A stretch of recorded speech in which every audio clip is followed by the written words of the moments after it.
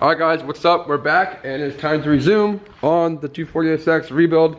As you guys know in the last video, we completely redid this whole entire area right here, the lower rack support, and got it all painted and ready to go. But I wanted to powder coat the center section, make it look really nice and like professional, no more, easy, crappy spray can job. So I got the front section powder coated nice and like a satin black. I didn't want to do shiny, I wanted to do like a nice like subtle color. I would have got it like kind of paint match, but like, I don't know, I wanted it to be black for some reason, so I got black. But I gotta be careful mounting this back in there because the paint is still kind of fresh. I don't want to scratch it, but it should look really cool once it's in there. And again, we're doing a power brace with the two arms right here, so I'll probably get this powder coated the exact same as this, so it can match and look really nice. So that's the first action we're gonna have today, and then tomorrow. Well, no, today we're also gonna do the fuel lines, I think, and then this weekend we're gonna start on the trans tunnel and a bunch of other stuff. Yes. Alright, this looks really freaking good. That's my first like actual powder coated piece of my car. Wait, second because it breaks, but this is the first like actual powder coated piece in this car. This looks really good. Ooh. Now it's time to do the power brace and then the arms here in the same color, so it looks all nice and brand new. But damn, that is sick. That looks super good. Heck yeah. Okay, so my car is still a stock fuel tank, and I don't want to. Brian brought the idea that we could take this out and weld dash 6 bungs to it and do the fittings here to out. But right now, I mean, I don't think I need that until I do like a aftermarket tank or something. And all of the cars I've seen, and just go to that, slide them off the clamp and call it a day, run it down, and do the fittings in the front of the car at the regulator and all that kind of stuff. So I'll start from the front to the back, take the first fittings off the fuel pressure regulator so I can get them all loosed up, and then it should be just like come out after I loosen these ones and then pull all the crap out and then run the lines and see how they fit. So here we go. I got the fuel draining right now. It's a lot of fuel in those lines, but as you can see, hang on, get some light in here. Really good looking clamp to metal to rubber to metal to all the way down. It's really ugly. It'll be all nice dash 6 line from feed and return, but once it strains out, I'll get the rest of the fuel out. I mean, rest of the lines out. Alright, first line's coming out. All nasty and metal with crappiness. I mean, that's AN, but this is not. So I literally went from a freaking stock fuel line to a rubber AN to the fuel pressure regulator, but now all dash 6. So no more get on this, no more crap. It's gonna be a complete de-ghettifying of this car, like I said.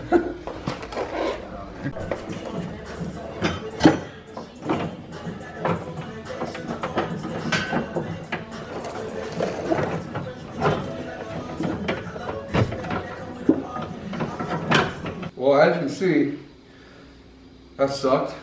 But all the nasty stock lines are out of the car. Like I said before, there were stock 240SX fuel lines to a clamp with AN to the fuel rail to the engine, and it's just nasty and ghetto and not my thing. I'm going to be running a lot of pressure, so 85, some big power, and this won't cut it.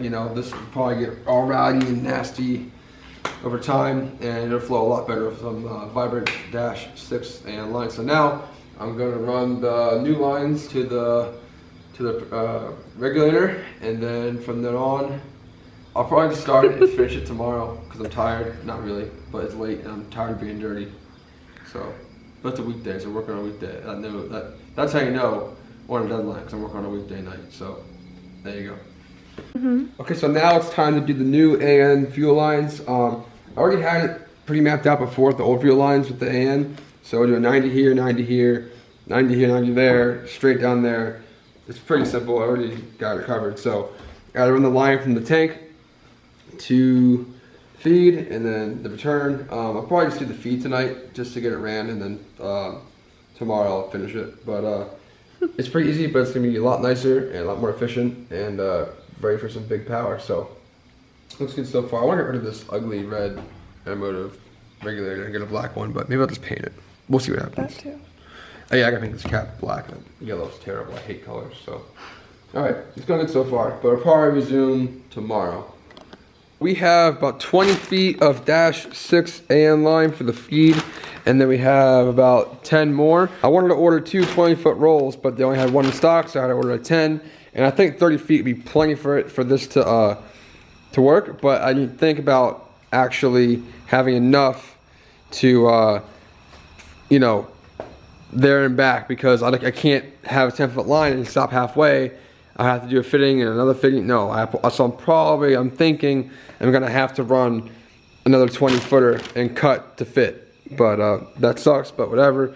But Vibrant is moving in warehouses right now, and they have not much in stock in their suppliers, so it's kind of tough to get stuff. You kind of have to work with what you have, so I'll figure it out and go from there. But right now, I'm gonna start making this new line to the feed. To the feed, to the fuel pressure regulator, and then I'll do the return a little bit later. But I want to make it nice, so I'm taking my time with it.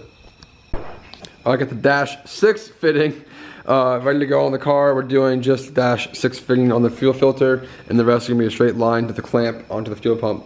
Hopefully this works. I think it should be enough, but the 10-foot line I have over here probably won't reach, which sucks, but maybe I can figure something out. But I'll probably have to order more. Alright, so it's the next day. I have the one feed line in the car. It's just routed right now. I have to do the P-clamps and have it attached to the chassis, but I don't have enough to do the return, so I'm going to pause on that and move to more important stuff. I'll get back to that later on. I don't like doing that, but it's whatever. While he's doing the welding, I'm going to pull the dash so we can get working on my new trans tunnel shifter area. So right now, it's all hacky from before. I kind of rushed it and had time. And it just doesn't look good. Plus, in certain events, in certain tracks, in certain competitions, you have to have a shifter boot. And right now, it's really not safe, that one. It's not safe at all. I went ahead and bought this $60 piece in Race Quip. Now it comes in, it's kind of mounts wherever you want to mount it. It is like a detachable, like, little clip thingy right here. So you take this off, you either weld this or just bolt this to where you want it for your trans tunnel. And then it comes perfectly nice and straight anywhere you mock it up. So I need to pull the dash, 1, because we're rewiring the car, needs to come out. 2, and need more room for Brian to be able to cut in here and re-weld a new plate, trace it out, and then cut to where it matches the new shifter boot cover. So it's gonna be a lot nicer, no more hack job stuff. So I hate pulling dashes, it's the worst thing ever, but I have to do it. So we're in the trans tunnel right now, and we're cutting all the janky crap out. I pulled the dash, sanded all the stuff down, and Brian's marking up right now what we're gonna do. So pretty much we're cutting that whole entire stock location thing out, and he's gonna do a new whole plate in there, and he's gonna cut it out to the measurement of the square of the new shifter boot. And we're also gonna make our new hydro bracket as well. So now don't bring any hacky, janky crap in there. And afterwards I'll paint it with some nice, I might do steel it. Steel it's a cool paint, so I'm probably gonna do that. But all this stuff takes time and good measurements and proper leveling and stuff like that. And Brian does it for a living, so he knows what he's doing. I could probably do it, but not like this. Yeah, you saw what I did. I did that, and that's not what you want. You've already seen that, so it's gonna be really nice, and I'm excited for it. But it all takes time.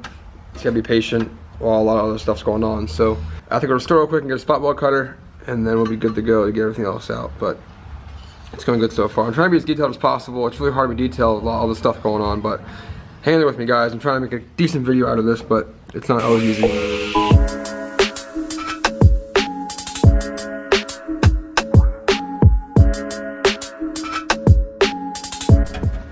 There it is. That was easy. Need the easy button right now. Sick. Now that's the first part. After I go to the H, we can get a spot weld drill. We'll draw all that crap out and cut more. We can cut here, drill all this out. Yep. Yeah, take this section out. This is spot welded underneath. Right. And then the new piece will go, new metal go on, then the new piece, then trace roll. Sweet. Heck yeah. Brian, what are you doing? Just finishing up taking out the handbrake mount. We're not using the factory handbrake anymore, so it looks kind of silly. So we're just gonna clean it up, weld it, put it in the new section, make it look all pretty, and then yeah, I've always wanted that out of there. I've hated it. It's the most ugliest thing ever, so I'm glad it's out. Now after that, after we mount that, or before, I have to scrape all the sun and out, so it looks much cleaner, but it's gonna look so much better. It's taking a lot of time. You guys don't know, fabrication and grinding and stuff takes a lot of time, so plan ahead.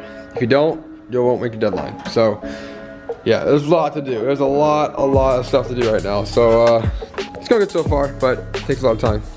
All right, so we are now making the new template for the trans tunnel, and Brian got a nice little template here. So what exactly did I do for you?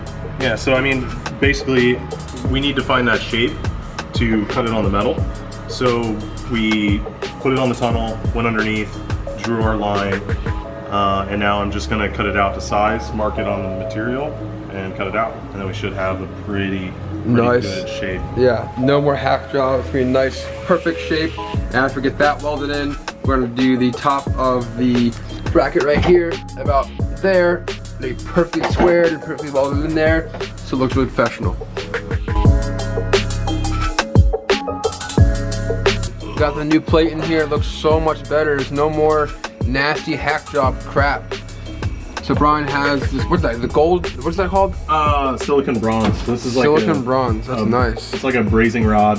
A lot of chassis guys use this because you don't need as much heat. So you can see like this Sharpie line, it hasn't even been faded or burnt off because I'm using such a low temperature braze. And it keeps it from warping too, so it's not going to be like if you've ever like migged a piece of sheet metal and it like flops around and like poof, poof, poof, poof, poof, poof. It's not going to warp anything, so right. It'll be really clean. Looks so much better. Oh my gosh. But now we have to finish welding it and then cut this hole out for the shifter, put the shifter back in, and then put the boot on. Should be good as new. And then handbrake. And then handbrake mount. Oh yeah, we're doing a new handbrake mount, guys. So new handbrake mount here. It's going to be so much better.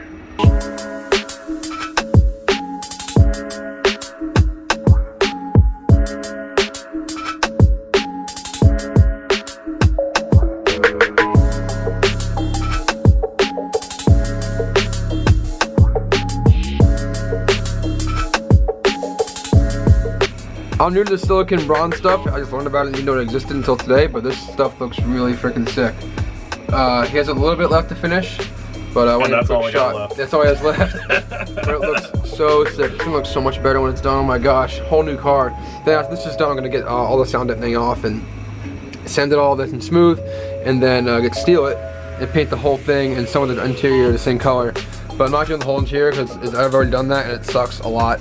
But if I get enough, maybe I'll do the whole thing, screw it. But that's a lot of work. I've already done that before. You guys know how that goes, so almost done. Brian, explain to me why you, God damn it. Hang on, explain to me. Hey, Matt, would you like me to explain Yes. why I need to braze this? Yes, please, I can't effing talk today. Okay. Go ahead. All right, well, you see, you want to braze it because it keeps the heat down and it doesn't flop once you're done. And he's not joking, that's serious, that's why he did it. So now, so it's not like all flimsy and nasty. Like this. It doesn't do it. It doesn't do it, yeah. But that's nice and sturdy and tough and everything, so that's super sick. So if we would have done that normally, we got heat to it and made it flimsy and weak. It would have warped. Yeah. So that's sick. So now time to cut the little square out of there, put the new shift boot on there, put the shifter in there, and then that'll be done. Well, I gotta paint it and shit, but Handbrake. and handbrake thing, yeah. Well, that will be done with handbrake. So it's doing good. Okay, cut that shit.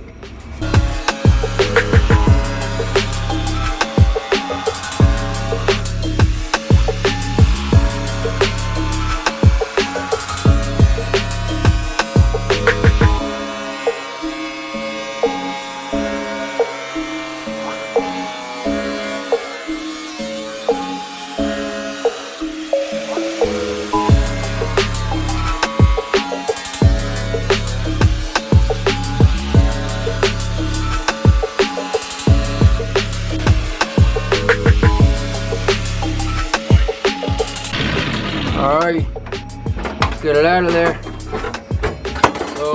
Oh, that's gonna be so perfect. That's super sick. Wow.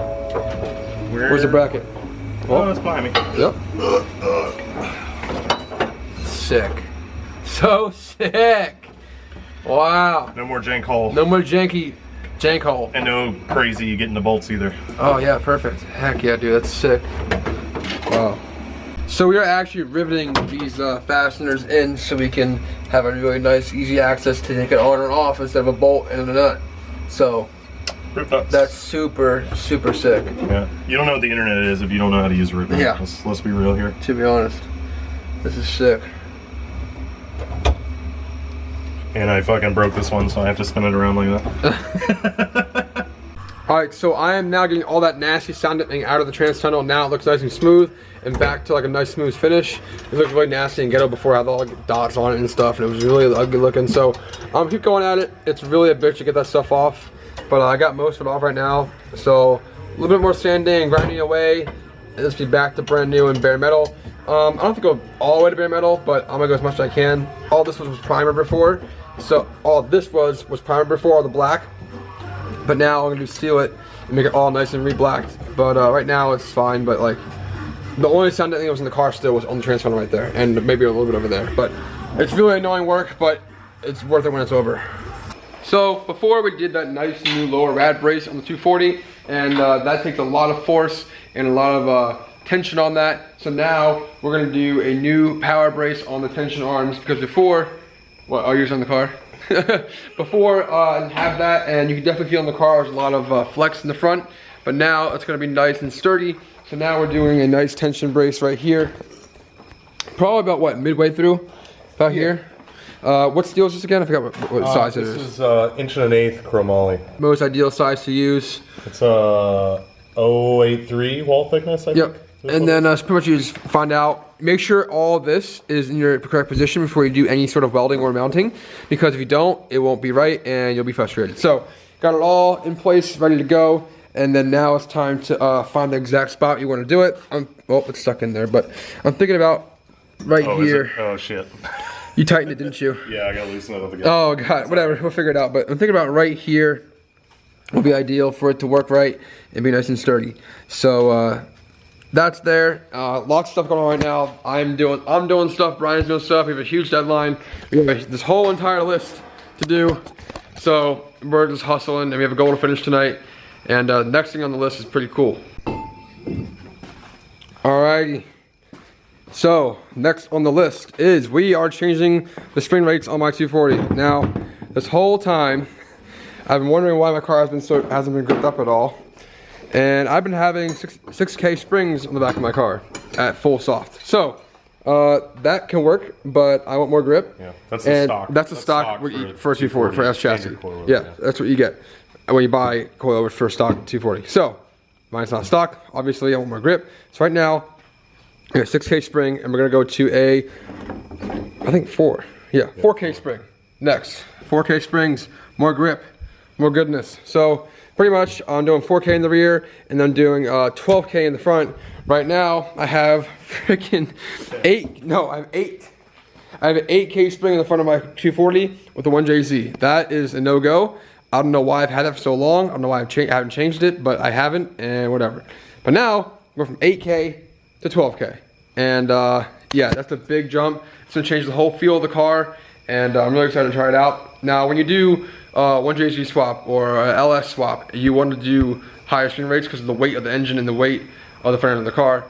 As long as it changes from the factory engine weight. Right. So like a KA is lighter than a Turbo JZ, so that's why it comes with a softer rate. Right. So, but big engines like this, you know, you want to change the spring rates. I don't know why I haven't done that, but I haven't, and I'm doing it now. Anyway, so that's to change the car drastically. You should see in my videos where I transition on like really harsh transitions, or even in general, the car kind of falls and like squishes, and I haven't really noticed it, but then I thought about it and I went and drove, and I was like, okay, yeah, it's really doing it. So time to change that up, and then so we're stiffening the front up and we're loosening the rear up a bit more for more grip.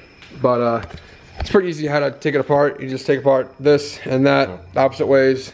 This is gonna be a little bit taller, so we have to lower this down. Good. And see if I can get it. There you go. Oh, no. No, it's probably It's almost tight as shit.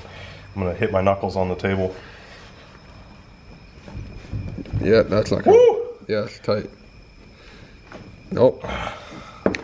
But once again, huge shout out to BC Racing for giving me these springs. I'm really stoked on them. They're really good coilovers, and they're local, and they're good guys. So they support all my drifting and all the stuff I do. So thank you to them. They're good guys. Go get some BC coilovers.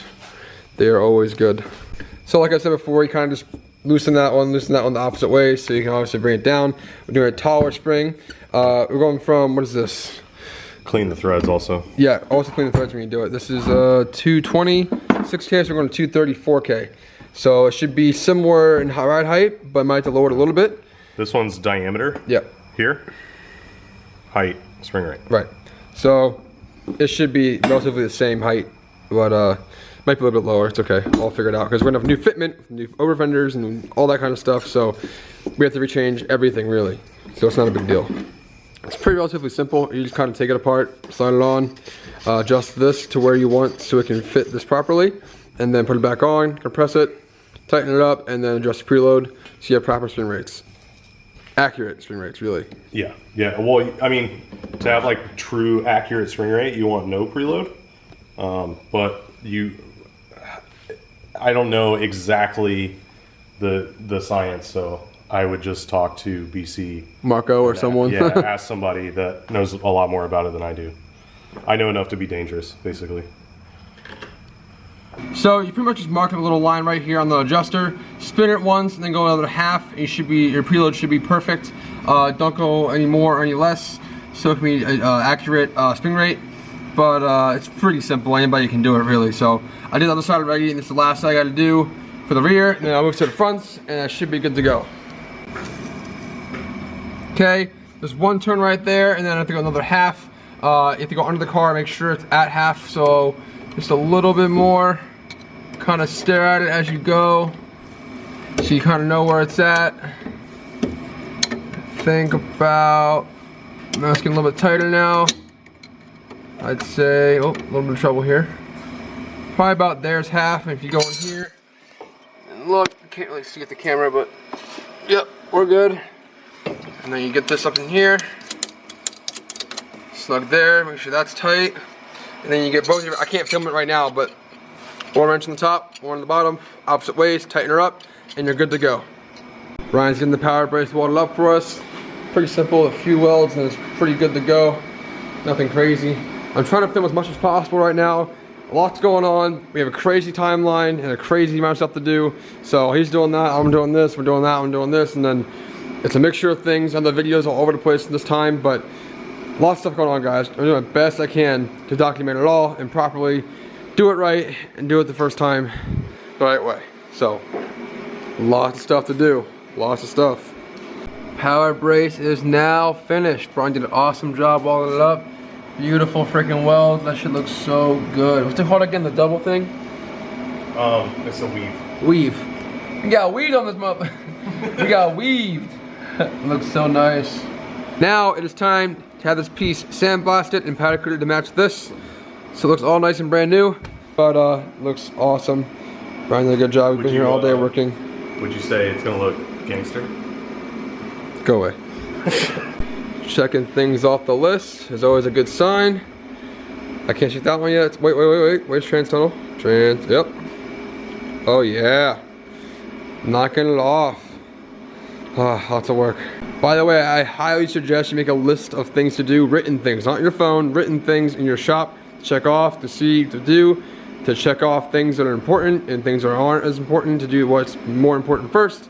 At work with LZ, we do all this stuff like this, so I've learned to do my own thing with all this kind of stuff. So definitely makes things come out to be better and makes it easy for yourself and to keep track and get stuff done. Okay, like I said before, I had 8 K-springs in the front of the 240 with this big 6-cylinder 1JZ, and that's just not ideal. I noticed the car flying over and like leaning and, you know, scrunging over. It was really annoying. But now we have 12 K-springs we're swapping over. Okay, so I didn't have an outro for this video, but we're in the future right now. The car is looking incredible, but this video is kind of way back, but it's coming. You guys, it's gonna be amazing. But thank you guys for watching. Make sure to like, subscribe. Thank you for supporting me. I'll see you guys soon.